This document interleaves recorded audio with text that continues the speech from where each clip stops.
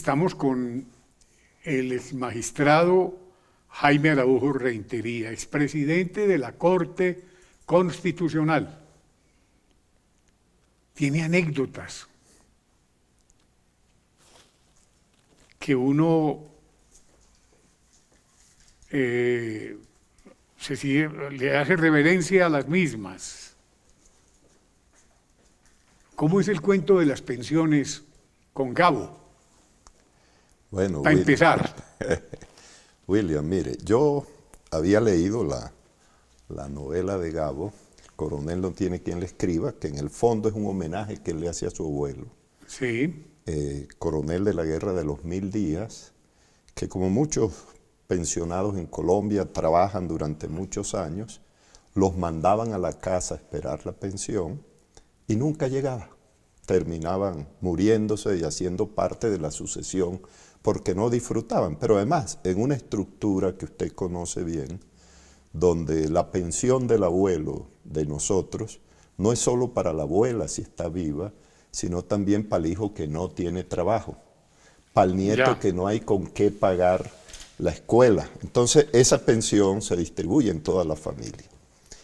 Y una vez llega una ley a la Corte que dice lo que han dicho muchas leyes en Colombia: las personas con el derecho a pensionarse, pues se retiran de la administración pública y se van para su casa a esperar la pensión. Yo, que conocía la novela de Gabo, dije algo que además es de las pocas veces que la Corte lo ha dicho con nombre propio, y lo ha dicho con nombre propio porque yo había vivido en Italia, conocía la técnica del Tribunal Constitucional Español, italiano, había estudiado allá, y ellos dictan unas sentencias aditivas. ¿Qué es una sentencia aditiva? Donde el juez dice, agrego un supuesto de hecho. Entonces yo dije, vamos a dictar una sentencia aditiva con un supuesto de hecho. Se puede sacar a los pensionados, pero con una condición: que antes de sacarlos se les incluya en la nómina de pensionados. De tal manera que si a mí me sacan ahora en el mes de mayo, ya yo el 1 de junio comienzo a devengar como pensionado. Y ya no sucede eso, ni que le sucedió al abuelo de Gabo, ni a muchos pensionados en Colombia que tienen el derecho, pero que no lo disfrutan y se mueren con disfrutarlo. Y de esa manera evitamos lo que pasaba: que la pensión del abuelo, pues de verdad ayude al hijo que no tiene trabajo y al nieto que no tiene con qué pagar la escuela. ¿Y el cuento del gallo? Bueno, es como termina la novela de Gabo. Usted sabe que muere el hijo, lo único que les deja es un gallo, y lógicamente es el gallo donde la viejita dice, vendámoslo para que podamos comer. El esposo se compromete a hacerlo, pero los hombres, que somos más, digamos, irresponsables en nuestra sociedad, él sale con la idea de venderlo, pero en el camino se le ocurre que hay que jugar gallos en la gallera, a ver si gana más en un juego de gallos que en la venta del gallo. Y finalmente no lo vende, y cuando regresa a la casa, la esposa le pregunta, ¿vendiste el gallo? Le dice, no. Entonces ella le dice, ¿qué vamos a comer? Y entonces el abuelo le dice, M, eso es lo que vamos a comer. Uy, por Dios bendito. Son cosas que usted dejó muy claras en la Corte Constitucional. Sí, fue un periodo donde tuvimos la oportunidad de defender los derechos de muchos colombianos. Yo le agradezco a la vida que me haya dado esa oportunidad de defender el Estado social y democrático de derecho, que es el que manda nuestra Constitución. También usted se convirtió en el defensor de las víctimas. Sí, señor. Y además puedo decirle esto, William, no fue al final de mi jornada, porque todos los que estamos en la rama judicial, pues no somos los mismos al comienzo que al final. Al final, pues tenemos más experiencia. Pero a mí me tocó al comienzo en un tema difícil, porque era inclusive la justicia penal militar. Un ciudadano demandó diciendo que él quería la indemnización por la muerte de sus hijos. Y le dijeron lo que decía el Código de Procedimiento Penal Militar, que no era posible hacer ese reclamo ahí. Entonces, ¿qué pasaba? De hecho, los ciudadanos tenían que ir a la jurisdicción contenciosa administrativa a reclamar la responsabilidad del Estado. nosotros dijimos algo elemental. Yo tuve la fortuna de que cuando llegué a la Corte había escrito 5 libros de Derecho Constitucional, había sido profesor durante 20 y pico de años de Derecho Constitucional. Entonces estudié mucho, pero también llegué con alguna formación jurídica. Entonces dije también lo elemental, porque el derecho es elemental. Dije, mire, las víctimas tienen el derecho a la verdad, a la justicia, a la reparación y la garantía de no repetición. Y es la víctima quien decide si quiere uno o si quiere todos los derechos. Me explico, hay padres que dicen, yo no quiero dinero, quiero saber la verdad de lo que le pasó a mi hijo que me asesinaron. Otros dicen, no, las penas con pan son menos penas, entonces pedimos una indemnización. Otros dicen, yo no quiero ni lo uno ni lo otro, sino lo que quiero es que condenen a esos responsables de la muerte de mi hijo. Pero todas las cosas las tiene la víctima. Entonces, eso fue lo que yo dije elementalmente, pero que nunca se había dicho en Colombia, a pesar de que llevamos 200 años en una lucha fratricida. 10 años después, el Congreso saca una ley que básicamente copia el fallo nuestro. Y bueno, hoy en día todos hablamos del derecho a la verdad, a la justicia y la garantía de no repetición. Henry, ¿cómo le parece este profesor? Con argumentos. Henry terminó Derecho, es nuestro director, y uno encontrarse con una persona que tiene todas estas historias, que las sabe desmenuzar y que tiene el conocimiento vivo de lo que ocurre en este país, era algo muy delicioso. Me siento honrado con su presencia, se lo digo. Usted tiene muchas raíces en Tuluá. Sí, William. Mi madre, Sí. que era Rentería Cruz, pues es un apellido, sobre todo los cruces. Mi madre es tulueña. Tulueña. Nació allá y quiero contarle una anécdota. Algún día Sí. me tocó ir allá a un acto jurídico, académico, tal vez eran los personeros del país que nos invitaban a una conferencia. Entonces alguien me preguntó, ¿qué opina usted del Valle del Cauca? Le dije, bueno, me toca decir, como dijo el maestro Rafael Escalona, en una cosa folclórica que hubo en el Valle del Cauca. Escalona tiene un disco que no es muy conocido, que se llama María Tere, que dice, ella es antioqueña de la serranía, pero fue allá en Cali donde nos encontramos. Y cuando vio que me venía, se puso triste y quedó llorando. Entonces ese disco lo hice él allá, en un festival folclórico, donde habían folcloristas de toda América Latina, tal vez Atahualpa Yupanqui, varios de esos, y le echaron un verso. Y entonces Escalona dijo, Colombia tiene 2 valles que yo no puedo olvidar. El uno es Valle del Cauca y el otro es Valledupar. Y esa es mi situación porque mi madre era de Tuluá, del Valle del Cauca, y mi padre de Valledupar, del Cesar. 2 valles que no puedo olvidar. Tuluá es prolífico en gente que le ha brindado a este país lo mejor de su cosecha intelectual. Porque uno se pone a observar todo lo que han representado dentro del espectro nacional y uno se inclina reverente. Han sido hombres de letras. Ahí está pariente de mi madre, Cruz Cronfli, el escritor. Sí. Hombres, acuérdese usted que había también un gran estudioso del conflicto del Medio Oriente que fue Eduardo Cruz Cronfli, era uno de los mayores conocedores de, digamos, de la geopolítica mundial. Y el Valle del Cauca ha tenido eso, ha tenido no solo hombres de empuje y de empresa, porque ha sido uno de los polos de desarrollo industrial de Colombia, sino hombres de letras y de poesía y de cultura, que también es fundamental. Claro.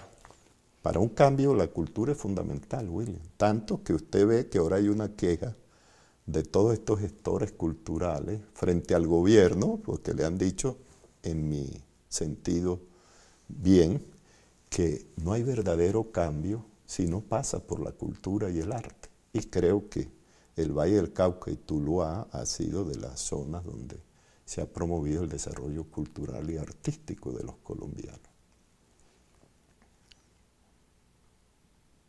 Estamos con el exmagistrado y expresidente de la Corte Constitucional, Jaime Araújo Rentería. ¿Cuántos años estuvo en la Corte? Bueno, yo cumplí con el deber que fueron el periodo completo. Algunos han pasado por la Corte, se han retirado, pero creo que cuando el país le da a uno responsabilidades hay que asumirlas del comienzo hasta el final. Y yo asumí mi responsabilidad durante los 8 años que debía cumplir. ¿Fue candidato a la presidencia? Sí, señor, fui candidato a la presidencia, pero con el objetivo, William, de seguir defendiendo los derechos. Yo creo que la defensa de los derechos humanos, en mi caso en particular, ha sido un compromiso vital. Y vital es mientras tengamos vida. Ya creo que a esta hora de la vida, pues no vamos a pasar de defensor de los derechos a violador de los derechos humanos. Estamos en eso, o ahora mismo lo estamos haciendo, estamos promoviendo algo que se denomina Causa Caribe, que esperemos que sea Causa Colombia. En el fondo, ¿qué es? Es hombres y mujeres libres que estamos diciendo que, por ejemplo, en Colombia hay una estructura administrativa absurda donde tenemos un gran polo, que es el centro del país, en el cual se trae toda la riqueza de las regiones, se trae el carbón de la Guajira, del Cesar, el petróleo del Arauca, el ferroníquel de Córdoba, toda la producción del país hacia Bogotá y le devuelve pobreza a esas regiones. Entonces nosotros creemos que ese problema que vivimos en la región Caribe también se vive en la región Pacífico, también se vive en el sur de Colombia, también se vive en Antioquia. Entonces en algún momento tenemos que cambiar ese modelo de estructuras en las cuales tenemos un centro rico y una periferia pobre. ¿Para qué?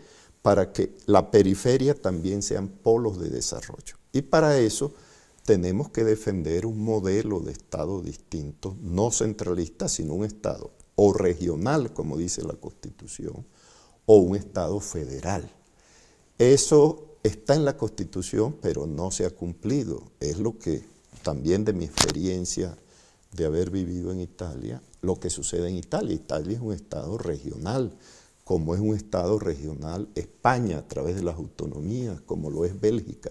Y eso demuestra que no solamente hay un centro rico, sino que también la periferia se enriquece en la medida en que hay autonomía en esa región. Entonces, estamos hablando de eso porque creemos que en Colombia el centralismo ha ahogado a la gente que vive en la región. Y eso hay que cambiarlo en algún momento. El gobierno no propone eso, pero nosotros lo estamos agitando y vamos a terminar en Causa Colombia, que es todos los colombianos. Pero también nos interesa, y lo estamos haciendo, todos los temas que están sobre el tapete del país, sobre el tema pensional, sobre el tema de la reforma a la salud, sobre todas las cosas que Colombia necesita para que los colombianos finalmente, William, tenga aquello que hablamos en el Congreso de la Paz que usted estuvo, donde se decía más o menos esto. Cuando uno lee la declaración de la ONU, de las Naciones Unidas, esa declaración hace una pregunta de cuáles fueron las causas de la Segunda Guerra Mundial. ¿Por qué pasó esa barbarie de 70 millones de seres humanos muertos, esa violación masiva? Y dice la propia ONU en su declaración, lo dice muy claramente, porque no todos los hombres tenían todos los derechos humanos. Y cuando pregunta cuál es la solución para que eso no se vuelva a repetir, para que vivamos en paz, vuelve y da la misma respuesta. Dice, solo lograremos la paz cuando todos los hombres en todos los lugares del mundo tengan todos los derechos humanos. Entonces, eso es lo que nosotros creemos que en Colombia debemos ponernos de acuerdo para que todos los colombianos tengamos todos los derechos humanos. Viniendo para acá, conversando con un candidato a la gobernación del norte de Santander, departamento difícil. John me hizo una reflexión, o yo le pregunté, ¿usted está de acuerdo con el federalismo? Y me dijo que sí. Este país tenemos que sacarlo del escritorio aquí en Bogotá, en donde han pretendido manejarlo todo, sin conocer la provincia, sin saber qué está ocurriendo allende a nuestros departamentos. Hay provincias olvidadas. Es muy triste tener que reconocer eso. Y nos vamos a tener que meter en el cuento del federalismo para poder así asegurarnos. ¿Y de qué manera? Mire, William, en realidad la democracia tiene unos supuestos fundamentales. Uno, la democracia no surge al azar. La gente piensa que los revolucionarios franceses y norteamericanos eran hombres idealistas. No, eran hombres idealistas, pero también hombres profundamente prácticos. Porque la democracia que tenemos hoy no la podemos entender sino como un antimodelo del modelo feudal. ¿Qué existía en el régimen feudal? Un rey que era el dueño de la legislación, el dueño de la ejecución y el dueño de la justicia. Y cuando usted puede hacer la ley como le da la gana, ejecutarla como le da la gana y juzgar los conflictos que le planteen como le da la gana, eso es el reino de la arbitrariedad. Por eso no había ciudadanos. En la sociedad feudal había súbditos. El concepto de ciudadano surge con las revoluciones americana y francesa para decir aquí hay personas que obedecen la ley, pero también personas con derechos.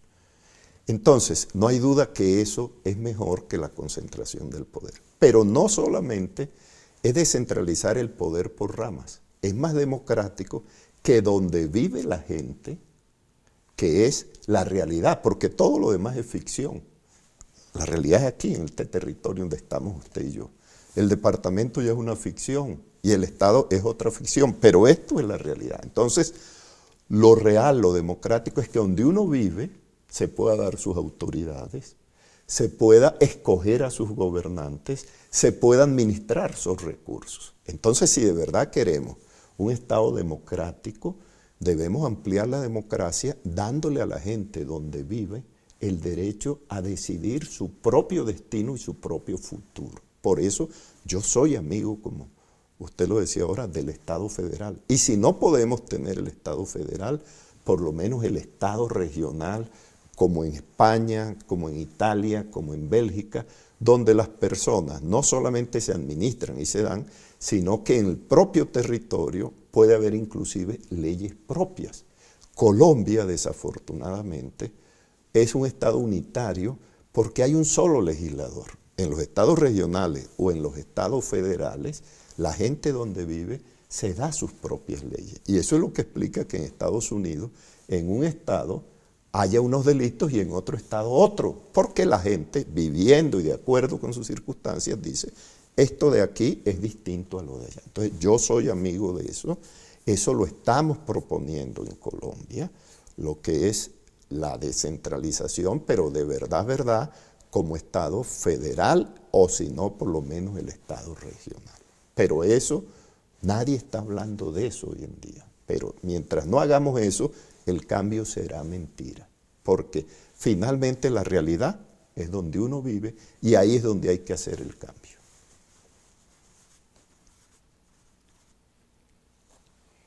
Estando en el Club de Abogados en una reunión, ahora que ha habido todos estos conflictos con la Fiscalía y el presidente, usted se encontró con el doctor Luis Camilo Osorio. Y yo no alcancé a oír bien qué fue lo que le dijo. Ya le dije al doctor Luis Camilo en algún momento, se molestó bastante, le dije que estructuralmente, porque estos no son temas personales, sino temas institucionales, nuestra fiscalía no era la mejor fiscalía del mundo, porque nosotros tenemos un sistema que es un sistema híbrido, que no es ni el sistema norteamericano, que es el sistema en el cual sabemos que la fiscalía pertenece al Ejecutivo, pero los ciudadanos tienen la garantía de sus derechos. ¿Cuál es la garantía de los derechos?